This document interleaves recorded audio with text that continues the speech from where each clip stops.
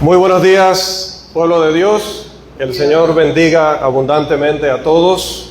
Y es una alegría estar con vosotros una semana más para estudiar juntos este tema, esta serie de lecciones. ¿Y qué le debo yo a la iglesia? Hoy los voy a dejar descansar de las preguntas de cuál es el nombre de la serie y el nombre de la lección, para que reforcemos, pero luego en las siguientes semanas volvemos a preguntar y debemos volver a estar claros. La lección es: ¿qué le debo yo a la iglesia?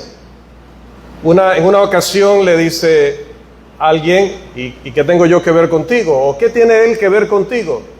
¿O tú qué? Esas preguntas aplicadas a nuestro tema es: ¿y qué con la congregación local? ¿Y qué si no vengo? ¿Y qué si no trabajo en ella? ¿Y qué si no soy un buen ejemplo? ¿Y qué si ayudo a otros en lo que no ayudo a mi familia local? ¿Y qué si soy más responsable de mis asuntos personales que en los asuntos congregacionales? ¿Y qué si invierto y me preocupo porque todas mis cosas estén en orden y creciendo financieramente, pero no me preocupo de que la iglesia tenga cubiertas sus necesidades y pueda realizar la obra? Y así sucesivamente. Específicamente estamos en la lección número 2. Una de las cosas que hace posible la existencia y funcionamiento de la iglesia según el plan divino es que seamos miembros de una congregación local. Y el día de hoy ya vamos a entrar directamente al contenido de nuestra lección y vamos a ver diferentes pruebas de ¿qué? De nuestro tema, que nuestro tema es la esencialidad de la membresía local. Ser miembro de una congregación local y ser reconocido como tal. Recuerden que hablamos de textos en Colosenses y Filipenses, donde el apóstol, hablando de ciertos colaboradores, ¿recuerdan la frase clave en esos pasajes? Les iba a dar descanso de lo de los títulos, pero no de las demás, del contenido, por ejemplo, de la lección anterior. Pablo hablaba de Epafras, Pablo hablaba de Onésimo, y hablando de ellos, para describirlos usó la misma frase. Usó varias frases, pero con ellos dos usó la misma frase que tiene que ver con nuestra lección. ¿Cuál era? Uno de vosotros. Alguien de fuera debe saber identificar a los miembros de esta comunidad. Mire qué tan definida era la congregación local y la organización de cada comunidad de creyentes, que alguien de afuera podía decir: ese es de Tesalónica, aquel es de Corinto, aquel es de Cencrea, aquel es de Tesalónica. No existían personas que anduvieran como el saltamontes cada domingo en una congregación diferente porque quieren oír expositores diferentes, saludar personas diferentes y qué divertido ir en ese carrusel de congregaciones. No.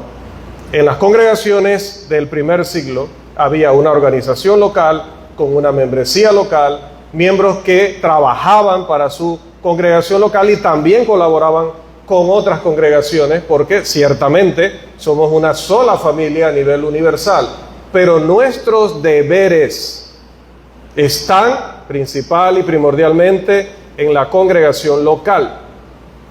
También voy a recalcar, porque recibí un comentario en el canal donde subo las lecciones, en cuanto a que un hermano entendió que yo dije que Primera de Timoteo 5:8, que es 5:8, no 5:18, también hago allí fe de rata, es 5:8 de Primera de Timoteo. Yo no he dicho que ese texto enseña que ese texto se refiere primordialmente a la congregación local. No, el texto se refiere a la familia natural, a papá, mamá, a los hijos, se refiere al hogar. Pero, así como Pablo allá en Efesios, capítulo 5, 23 al 30 o 33, pudo hacer una analogía de cómo funciona el amor de Cristo por la iglesia, el respeto y sujeción de la iglesia a Cristo, y lo comparó con el matrimonio. Es una analogía bíblica y válida que entendamos que nuestra congregación local es como ese hogar. Y si uno se desvive por su tío, su primo, su sobrino, pero hace pasar hambre a sus hijos, hace pasar hambre a su esposa, diríamos que ese hombre está en orden ante Dios. No, el texto dice, debemos proveer para los nuestros, mayormente para los de nuestra propia casa, porque si no lo hiciéramos, ¿qué dice el texto? Seríamos peor que un incrédulo, habríamos negado la fe. Entonces, si esto es así, en cuanto a la familia natural, ¿qué familia es más importante? ¿Y qué familia va a permanecer por la eternidad? ¿La familia natural o la familia espiritual? La familia espiritual. Y Dios, porque ha sido Dios el que me ha colocado en una congregación local, Dios me colocó en esta familia, por lo tanto esto no es irrelevante, es muy importante. Dios te colocó en la iglesia de Cristo en Santiago, no te colocó en Panamá Centro, no te colocó en Los Andes, no te colocó en Changuinola, no te colocó en Toyosa, te colocó en Santiago. Entonces aquí tienes tu hogar. Debe tener, dice, mayormente los de tu casa. O sea, otra vez, es una analogía solamente. Si yo debo preocuparme principalmente por esposa e hijos, primordialmente debo preocuparme del lugar donde yo tengo mi membresía, donde yo aporto cada semana, donde hay ministerios donde yo debería estar involucrado, porque todos los ministerios aquí están para todos los miembros de la iglesia. Todos debemos proveer y cuidar esta familia. Todos, no solo los predicadores y los líderes, todos hacemos parte de que esto funcione. Por eso tiene que haber membresía local. Vamos a la prueba explícita, es decir, donde la Biblia dice clara y directamente que es esencial ser miembro de una congregación local. Numerosas referencias al hecho y a la esencialidad de la iglesia local se encuentran en pasajes como, por favor, levante su mano para decirme que va usted a hacer esa lectura. Mateo 18, 17, hermano Rafael. Además, Hechos 13, 1, hermana Ashley. Hechos 14, 23, hermano Carlos. Romanos 16, el 1, el 5 y el 16, hermano Pablo. Segunda de Corintios 11, 8. Gracias, que están siendo muy rápidos y esto es importante para que podamos cubrir el material. A ver, Segunda de Corintios 11, 8, uno más, hermana Emi. También Filipenses 4, 15, hermana Lourdes Mendoza. Tercera de Juan, versículos 9 y 10. ¿Alguien más? Hermana María, Tercera de Juan, versículos 9 y 10. Y uno más, Apocalipsis 1, 4, hermano Anthony, y el versículo 11. 1, 4, y luego saltamos al versículo 11. Entre otros que podríamos citar. Pero vamos a hacer este recorrido y breves comentarios sobre cada uno de estos pasajes. Mateo capítulo 18, versículo 17, ¿qué dice, hermano Rafael? Si no les oyere a ellos, dilo a la iglesia. Y si no oyere la iglesia, tenle por gentil y publicano. ¿Dilo a quién? A la iglesia. ¿A qué iglesia? Si un miembro ha caído en pecado, se le ha reprendido a nivel individual, no acepta la reprensión. Se le ha reprendido con testigos, no acepta la reprensión. Dice que luego hay que decirle a la iglesia para que la iglesia también le hable a ese miembro. ¿Qué iglesia? ¿A qué iglesia le decimos? Dios guarde. Voy a poner un ejemplo. Obviamente saben que eso es casi imposible. Es matemáticamente improbable. Supongamos que el hermano Juan usted quería hacer supongamos que el hermano Juan se nos descarría. ¿Sí? Se va con una joven por allí y no vuelve. Y hacemos el proceso y el hermano no quiere arrepentirse. ¿A qué iglesia le decimos que hable con él? Nos vamos a Mañanitas Adentro, a la escuela bíblica, y le pedimos al hermano Juárez que venga con los líderes y tome una decisión respecto al hermano. ¿Le decimos a él? No, le decimos a la congregación en la cual él es miembro. Dilo a la iglesia. Mire, que no díselo a alguna iglesia, como que pudiéramos ir a cualquiera. No, díselo a la iglesia. Hay una iglesia donde él es miembro cuando pecó. Por lo tanto, allí él debe resolver este asunto o debe ser considerado gentil y publicaron. Bien, igual queda advertido. Seguimos, Hechos capítulo 13, versículo 1. Había entonces en la iglesia que estaba en Antioquía profetas y maestros: Bernabé, Simón el que se llamaba Níger, Lucio de Cirene, Manaén, el que se había criado junto con Herodes el tetrarca, y Saulo. ¿Qué le parece? Saulo de Tarso, Bernabé eran, junto con los demás mencionados y muchos otros hermanos, miembros de la iglesia que está en Antioquía. Otra vez, membresía local. Hechos 14, 23. Debo mencionar también que cuando Pablo sale a plantar iglesias, a establecer iglesias, ¿a dónde vuelve? ¿A dónde vuelve para dar ese reporte o dar ese informe?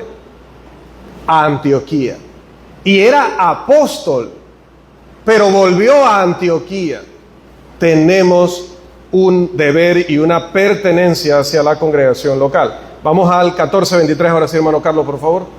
Y constituyeron ancianos en cada iglesia, y habiendo orado con ayunos, les encomendaron al Señor en quien habían creído. Uno de los pasajes letales contra el concepto denominacional. ¿Cuál es el concepto denominacional? Que todas las iglesias de Veraguas tienen un ejemplo, ¿verdad? Un ejemplo. Tienen que reportarle a la congregación en Santiago, que es la iglesia madre de Veraguas. Pero la iglesia de Santiago tiene que reportarle un ejemplo a la congregación en Sofre, porque la congregación en Sofre es la cabeza o líder de todas las del interior de la República. Y la iglesia en Sofre, junto con la de Santiago, las de Veraguas y la de todas las provincias, tienen que reportarle a Panamá Centro, porque Panamá Centro es la cabeza nacional. Y Panamá Centro tiene que reportarle a la de Guatemala, que es la regional en Latinoamérica, y la de Guatemala, junto con todas las que están hacia abajo, tiene que reportarle a la de Forest Park, para hablar de una que conocemos, ¿verdad? Bueno, que hemos oído mucho de ella. Entonces, eso es el denominacionalismo. Al final hay conglomeraciones de congregaciones o regiones bajo ciertos líderes mundiales, regionales y mundiales. Y luego incluso se dividen en más movimientos, pero todos esos movimientos siguen de alguna forma respondiéndole a una cabeza que está más allá de la congregación local. Pero cuando los apóstoles en el Nuevo Testamento organizaron, ¿cómo organizaron? Organizaron localmente, organizaron por congregación. Dice, establecieron ancianos en cada iglesia. ¿Por qué no lo hicieron en la ciudad más grande? Y le dijeron a esos ancianos, encárguense de todas las otras congregaciones. ¿Por qué no le dijeron esas congregaciones están sujetos a los ancianos de Antioquía? O están sujetos a los ancianos de Jerusalén. Todos estamos sujetos a los ancianos de Jerusalén. No. Había ancianos en Jerusalén, había ancianos en Antioquía, pero si se abría una obra en Tesalónica, ahí se necesitaban ancianos. Si se abre aquí una obra en Calobre, ahí se necesitan líderes y ancianos. Calobre no le tiene que responder a Santiago. Eso es enseñanza, doctrina del Nuevo Testamento.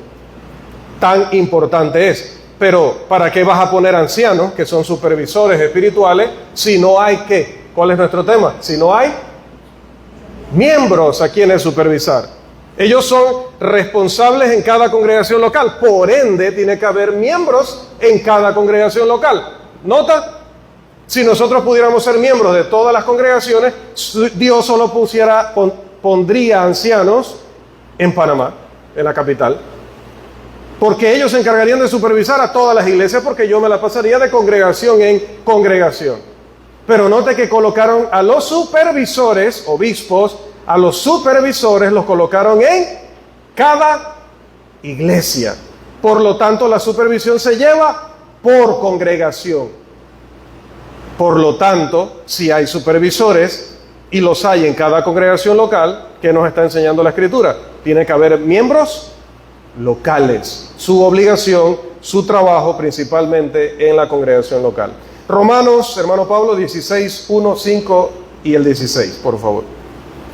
Os recomiendo además nuestra hermana Febe, la cual es diaconisa de la iglesia de Cencrea. 5. Saludad también a la iglesia de su casa. Saludad a Epeneto, amado mío, que es el primer fruto de Acaya para Cristo. 16. Saludaos los unos a los otros con ósculo santo. Os saludan todas las iglesias de Cristo. Nuevamente, ¿qué encontramos aquí? Por ahora no me voy a meter en el jardín de explicar por qué a la hermana se le llama ahí diaconisa. Recuerde que la Biblia es inspirada en su redacción, pero no en su traducción. El traductor se puede equivocar. Eso tiene una explicación. Pero dice que ella servía, que ella colaboraba, ¿dónde? En la iglesia en Cencrea. Note que los hermanos que recibían la epístola a los romanos sabían que venía una hermana que pertenecía a una congregación local llamada Cencrea. Luego también menciona saluden a la iglesia de su casa. Viene hablando allí, saludad a Priscila y Aquila, habla acerca de ellos. Y luego dice en el 5, saludad también a la iglesia de su casa. Era una iglesia en el pleno sentido de la palabra. Una iglesia no nos hace ser una iglesia tener un edificio como este, amplio y cómodo. Pueden estar reunidos al lado de un río como aquel grupo a quien Pablo le predicó allá en Hechos 16, con Lidia a la cabeza. Voy a matizar eso. No es que Lidia era líder o cabeza de la iglesia allí, ¿no? Me refiero a que del grupo destacaba esta mujer tan importante. ¿Sí? Pablo le predica a este grupo al lado del río. Pudieron seguir reuniéndose al lado del río toda la vida y seguían siendo una iglesia. Note que esta iglesia se reunía en una casa, pero era iglesia y había miembros que se podían identificar como Priscila y Aquila. Y luego el 16, saludad los unos a los otros con ósculo santo, saludan todas las iglesias de Cristo. Entonces, por eso, hermanos, volvemos a enfatizar, no solo para la congregación local, sino para todos los hermanos que son tan amables y pacientes de dedicar tiempo a escuchar las exposiciones de estos servidores de Santiago a través de las redes sociales. No se dice Iglesia de Cristo en Panamá, porque si hubiera en ese sentido Iglesia de Cristo en Panamá, tendría que haber ancianos de la Iglesia de Cristo en Panamá, gobernando a la Iglesia de Cristo en Panamá, es decir, ubicados en la capital, dándonos órdenes a todos nosotros, haciendo supervisión de todos nosotros, y eso no existe Iglesia de Cristo en Panamá. Las iglesias de Cristo en Panamá, porque cada congregación es autónoma, autodetermina sus propios asuntos locales. Entonces, si hubiera una iglesia de Cristo en Panamá, lo hay a nivel jurídico, eso es un requisito del gobierno. Simplemente es una situación secular, pero espiritualmente cada una tiene su propia determinación. Y no importa que reciba salarios de afuera, no importa que reciba colaboración de otras congregaciones, no importa el tamaño de miembros o la cantidad de miembros, no importa dónde se reúnan, Dios les ha dado el derecho de autodeterminar sus propios asuntos, obviamente lo que no sea doctrinal. Entonces, se dice, esta escuela sirve a las iglesias de Cristo en Panamá. Un ejemplo, esta actividad es llevada a cabo por iglesias de Cristo en Panamá, no porque a veces se hacen actividades de las que nosotros no sabemos, no se nos ha comentado nada, nosotros no estamos aportando. ¿Cómo se pone entonces? Esto es de las iglesias de Cristo en Panamá. Cuidado con porque nosotros no estamos incluidos y muchas otras no. De iglesias de Cristo sí. Entonces quítele el artículo para que se entienda que varias congregaciones colaboraron para hacer posible esa obra. Pero no la iglesia de Cristo en Panamá. Es que la iglesia de Cristo en Veraguas. No, las iglesias de Cristo. Mire cómo hay una identidad local. Cambiemos ese lenguaje, hermanos. Sé que cuesta porque son hábitos que traemos arraigados de muchos años, sin fijarnos que cada vez que leemos la Biblia nos dice cómo debemos hablar. Pero a pesar de eso, hemos oído, hemos repetido, sin analizar, que lo que hemos oído no coincide con lo que estamos leyendo. Es como lo de templo, insistimos, el templo. Vamos a tener que arrasar esto y sembrar un árbol aquí de mango, reunirnos abajo para que dejemos de decir templo.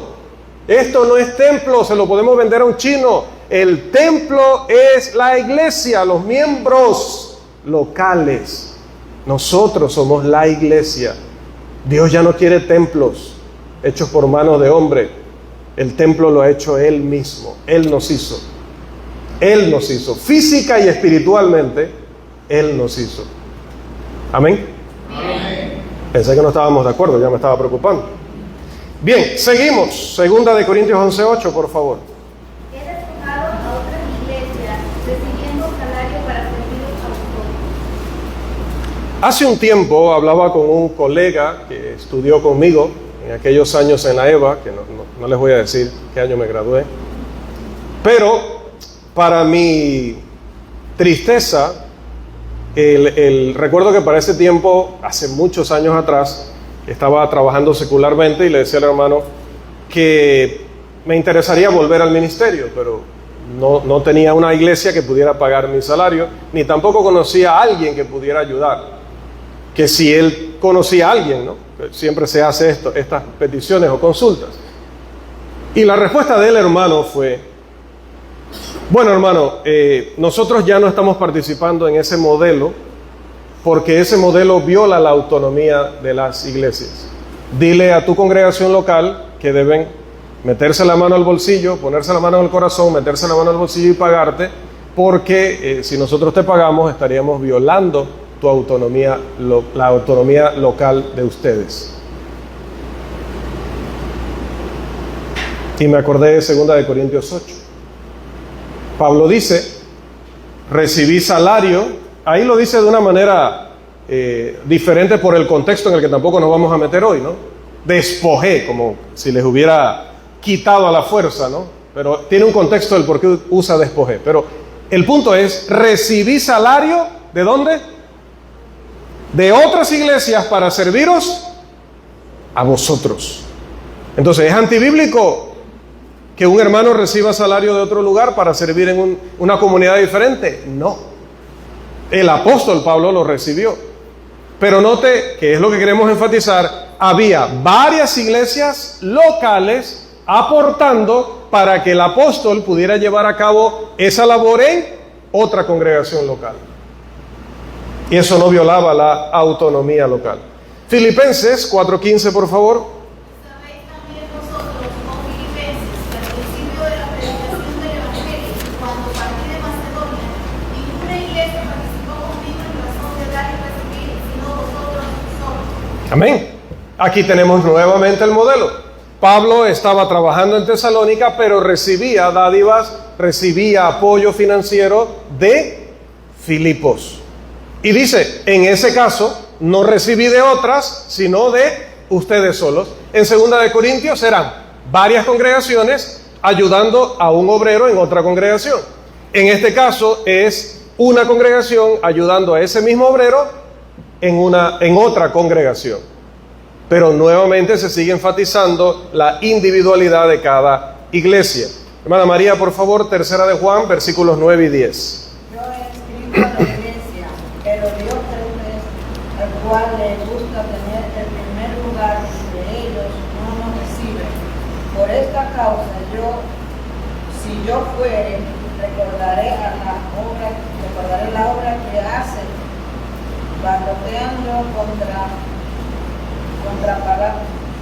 con palabras malignas contra nosotros, y no contento con estas cosas, no recibe a los hermanos, y a los que quieren recibirlos se los prohíbe y los expulsa de la iglesia.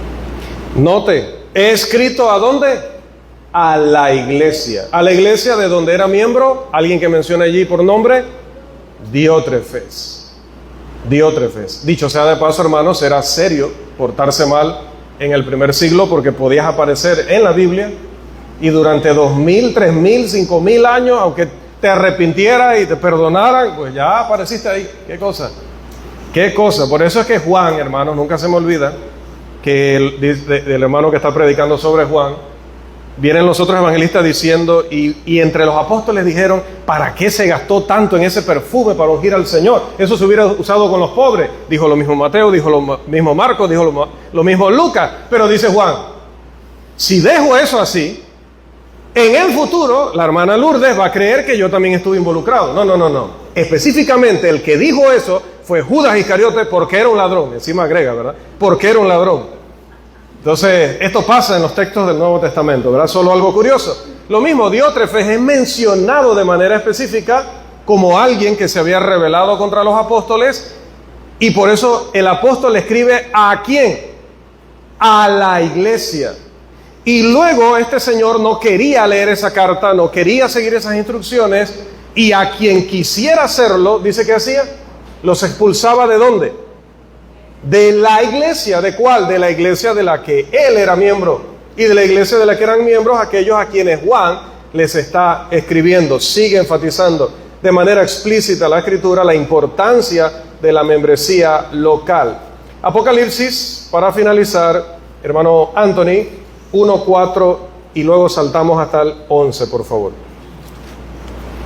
Juan a las 7 iglesias que están en Asia, gracia y paz a vosotros del que es, y que era, y que ha de venir, y de los 7 espíritus que están delante de su trono, que decía, yo soy el alfa y la omega, el primero y el último.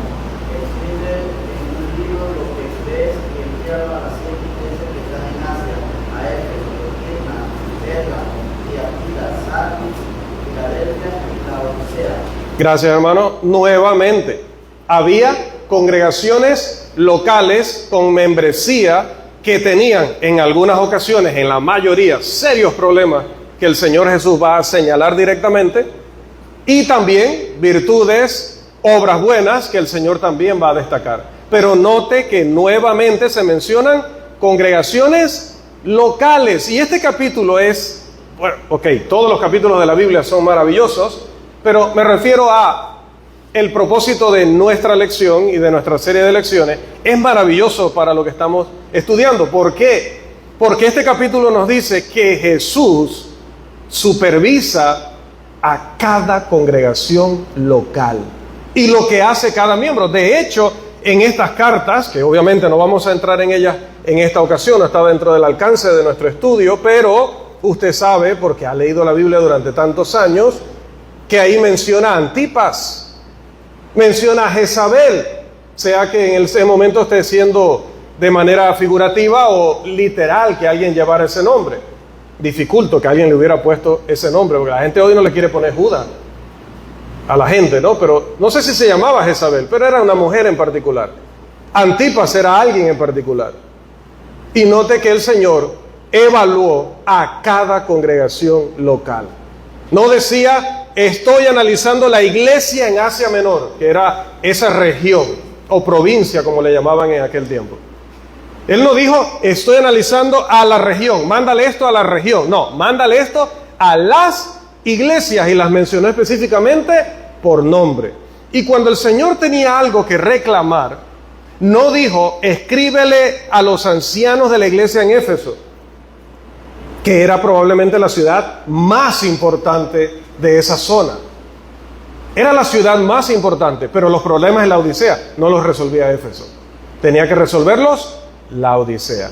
Dios no le reclamó a la Odisea por lo que pasaba en Tiatira, se lo reclamó a Tiatira. Y así a cada congregación local.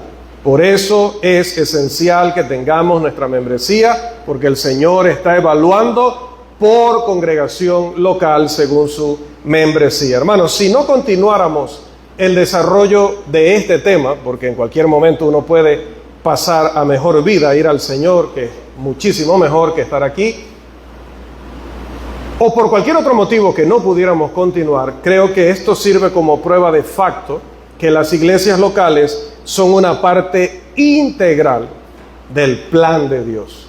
Esto no lo inventaron los líderes para tener controlados a nadie. Estas no son reglas particulares de la iglesia en Santiago. Estas son leyes de Dios. Este es el plan de Dios. Ahora, hermanos, se sabe por lógica que Cuando usted habla de algo, por ejemplo, un avión, un autobús o incluso un cuerpo humano, hay un principio lógico que dice que el todo es la suma de sus partes. ¿Sí? El todo es la suma de sus partes. Bien, si yo hablo del cuerpo humano, para utilizar una analogía bíblica, pregunta: ¿mi mano por sí sola es mi cuerpo? ¿Mi mano por sí sola es mi cuerpo? Pero es importante. Mi cabeza por sí sola, que es la que toma las decisiones, es la que predica también prácticamente, ¿es mi cuerpo? ¿Pero es importante? Sí. Note que si nosotros no sumáramos todas las partes que son esenciales para que mi cuerpo pueda funcionar, no hay cuerpo. No hay cuerpo. Para hablar de cuerpo necesitamos que los miembros estén cada uno en su lugar y estén haciendo su función, por lo menos lo que sea vital. Es lo mismo que pasa con las congregaciones locales. Los miembros individuales de las iglesias locales, como vemos en todos estos pasajes, son parte integral de la existencia de las iglesias locales. ¿Ha escuchado que en la antigüedad, yo creo que todavía lo hacen algunos despiadados, algunos desalmados hoy, sobre todo en el ámbito de la mafia, del narcotráfico, cuando se habla de desmembrar a alguien, ¿sí? Separarlo en diferentes pedazos, y disculpe lo descriptivo. Cuando eso pasa, primero la persona no puede sobrevivir. Y en segundo lugar, aunque todos tenemos que morir, morir de esa manera es horripilante, es horrendo. Eso pasa cuando arrancamos los miembros de una congregación local para distribuirlos en todas las zonas y sin nadie teniendo responsabilidades o deberes locales. No podemos hacer eso. No podemos abandonar nuestra congregación local, ni siquiera por ir a estar, como dije, recuerde, no estamos hablando de colaborar. Por supuesto, nosotros los predicadores somos los primeros que salimos a otras congregaciones, a campañas, a conferencias, a seminarios. Hoy hay hermanos que están colaborando en la actividad de Toyosa. No nos estamos refiriendo a eso. Nos estamos refiriendo a abandonar. Abandonar. He enviado este estudio a un hermano porque me tiene tenso y preocupado. Quiero que el hermano me responda, no aquí. Cada domingo veo que se toma fotos en congregaciones diferentes. Y si él es la mano derecha de su congregación local y cada semana está en una congregación diferente, ¿está funcionando adecuadamente su congregación local? No está funcionando adecuadamente. ¿Y él está funcionando adecuadamente? No.